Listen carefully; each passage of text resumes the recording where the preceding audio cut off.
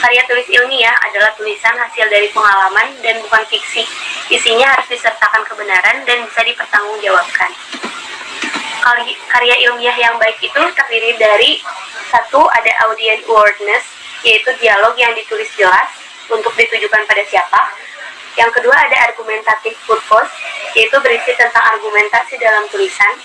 Yang ketiga, ada problematizing approach, yaitu pendekatan pada masalah. Lalu ada yang keempat, rational tone, yaitu nada rasionalnya. Yang kelima, ada relevant content, yaitu berisi konten yang relevan sesuai apa yang dibahas. Lalu ada coherent struktur, yaitu struktur yang selaras atau yang rapi. Lalu ada cohesive style, yaitu setiap argumentasi kalimat saling mendukung dan berkaitan. Dan yang terakhir ada complex grammar dan vocabulary, yaitu menggunakan kata yang baku dan resmi. Lalu ada kriteria karya ilmiah. Yang pertama itu audience atau akademik. Lalu ada tujuan yang berarti argumentasinya. Lalu ada pendekatan, permasalahan masalah yang akan ditulis. Lalu ada nada tulisannya, rasionalnya. Lalu ada konten, kredibel secara akademik. Struktur yang terorganisasi berdasarkan prinsip logika argumentasi. Lalu ada gaya, sangat jelas menekankan pada koneksi antar ide.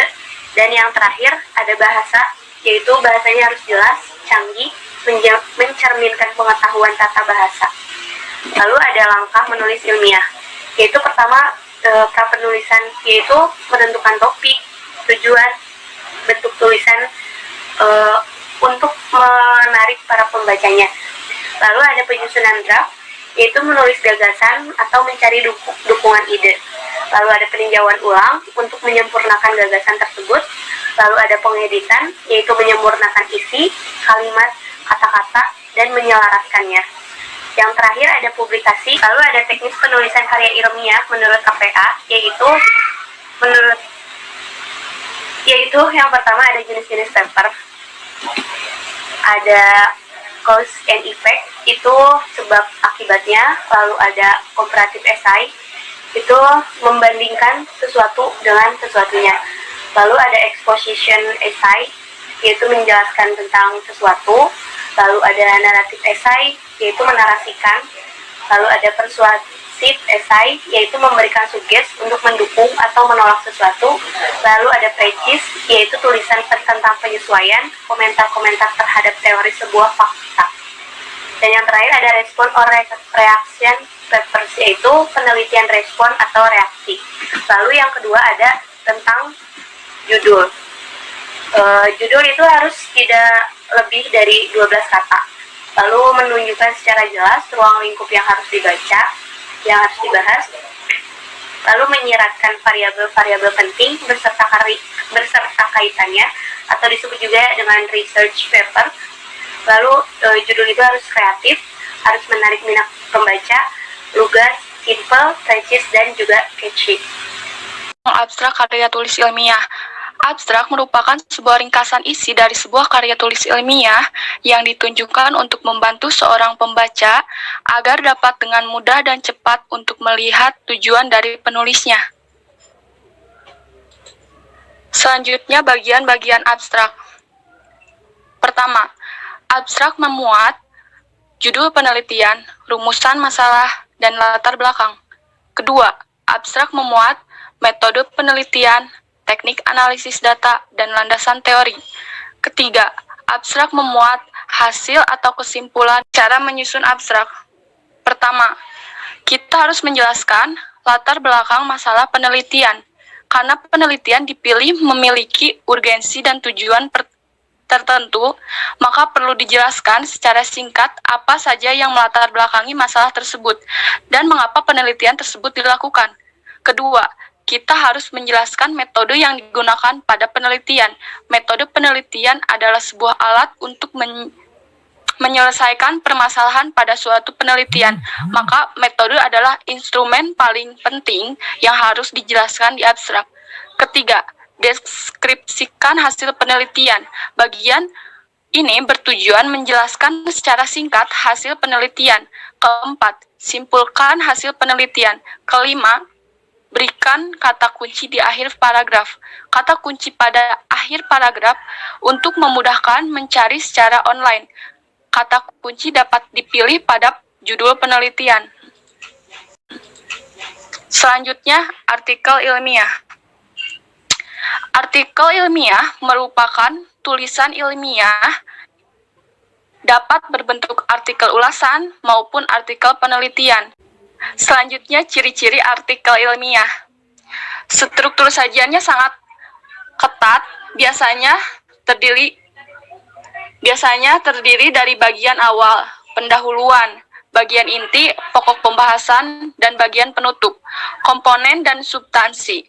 Komponen karya ilmiah bervariasi sesuai dengan jenisnya, namun semua tulisan mengandung pendahuluan, bagian inti, penutup, daftar pustaka. Karya yang dimuat dalam jurnal mempersyaratkan adanya abstrak.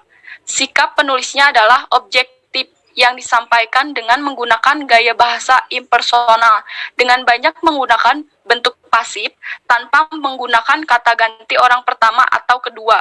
Menggunakan bahasa yang digunakan dalam karya ilmiah adalah bahasa baku yang tercermin dari pilihan kata atau istilah dan kalimat-kalimat yang efektif dengan struktur yang baku.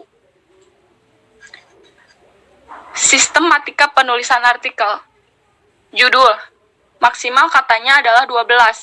Identitas penulis, abstrak bahasa Indonesia dan bahasa Inggris 250 kata, keyword 3-5 kata, pendahuluan, metode, hasil, pembahasan, simpulan, ucapan terima kasih, daftar pustaka.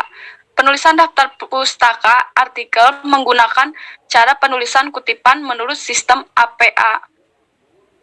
Jurnal ilmiah adalah sebuah publikasi yang diterbitkan secara berkala oleh suatu organisasi profesi atau institusi akademik yang memuat artikel-artikel yang merupakan produk pemikiran ilmiah secara empiris atau artikel hasil penelitian maupun secara logis artikel hasil pemikiran dalam bidang ilmu tertentu. Karakteristik jurnal yang pertama ada reguler, publikasi periodik atau misalnya bulanan, kuartalan. Lalu yang kedua ada membahas lingkup tertentu atau subjek-objek tertentu. Yang ketiga ada terdapat kebijakan publikasi dan panduan bagi penulis. Lalu harus ada standar internasional serial number untuk jurnal atau kadang-kadang digital object dan cipher untuk setiap artikel. Lalu terdapat dewan editorial dan kadang-kadang dewan penasehat. Lalu riset asli atau yang juga mencakup ulasan, ringkasan, dan opini. Lalu konten biasanya disampaikan secara spekulatif oleh penulis daripada ditulis oleh staf atau ditugaskan oleh editor. Lalu publikasi di media cetak atau format elektronik atau keduanya. Dan yang terakhir akan ditinjau atau meskipun beberapa mungkin tidak ditinjau.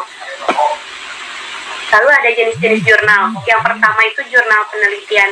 Jurnal penelitian adalah laporan penelitian. Jadi hasil penelitian yang diperoleh dipaparkan dan ditulis dalam sebuah laporan. Yang kedua ada jurnal cetak. Pernah dengar jurnal cetak gak sih? Ya, jurnal cetak itu yang sering diikuti sama dosen. Jadi umumnya jurnal cetak ini dibuka untuk para dosen, peneliti dan mahasiswa yang tertarik melakukan penelitian. Lalu yang ketiga ada jurnal online. Jurnal online ini dapat diartikan jadi dua sudut pandang. Yang pertama jurnal cetak yang online dan yang kedua jurnal cetak yang tidak online. Lalu ada jurnal lokal. Hal ini apabila ini jadi kayak banyak penulisnya gitu dari instansi yang sama. Lalu ada jurnal nasional. Kenapa dikatakan jurnal nasional? Karena jurnal ditulis dalam lingkup nasional.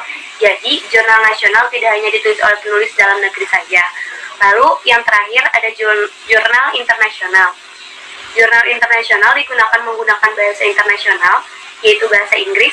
Satu hal yang perlu digarisbawahi, dikatakan sebagai jurnal internasional tidak selalu karena jurnal tersebut menggunakan bahasa Inggris. Baik, selanjutnya ada penelusuran artikel ilmiah dan publikasi artikel ilmiah ke jurnal. Mengirimkan artikel ilmiah ke sebuah jurnal tentunya memperhatikan beberapa aspek, di antaranya yang pertama kesesuaian dengan topik. Jadi topik yang kita tuangkan itu harus sesuai. Yang kedua, reputasi jurnal. dan memenuhi persyaratan dari stakeholder. Stakeholder itu apa? Stakeholder itu adalah suatu lembaga yang nanti akan menyetujui apakah nanti jurnal itu bisa masuk atau tidaknya gitu. Yang ketiga, kesesuaian antara topik dengan jurnal yang dituju. Selanjutnya ada proses menemukan ide hingga publikasi. Nah, proses menemukan ide hingga publikasi itu ada 4 ya teman-teman. Yang pertama, menanamkan ide. Ide apa? Ide apa yang dulu kita ide kita tuangkan itu harus sesuai gitu ya. Jadi jangan langsung menyesuaikan ide tanpa tujuan yang jelas gitu teman-teman. Yang kedua, melakoni tahapan penulisan. Tadi kan sudah dijelaskan juga oleh baik Mutia maupun Tiara, tulisannya itu harus jelas. Nah, yang ketiga ini sebenarnya sama saja seperti yang kedua. Dan yang terakhir, mendapatkan informasi secara komprehensif. Komprehensif itu apa? Luas dan lebih detail lagi gitu. Jadi apa? Jurnal artikel ilmiah yang kita ingin publikasikan itu harus kita cari lebih matang lagi, kita gali informasi yang lebih luas lagi gitu tentang cara mempublikasikan artikel ilmiah pada konferensi atau jurnal yang sesuai dengan ketentuan dari stakeholder. Nah, itu nanti akan memudahkan langkah menuju capaian yang akan kita harapkan nanti gitu.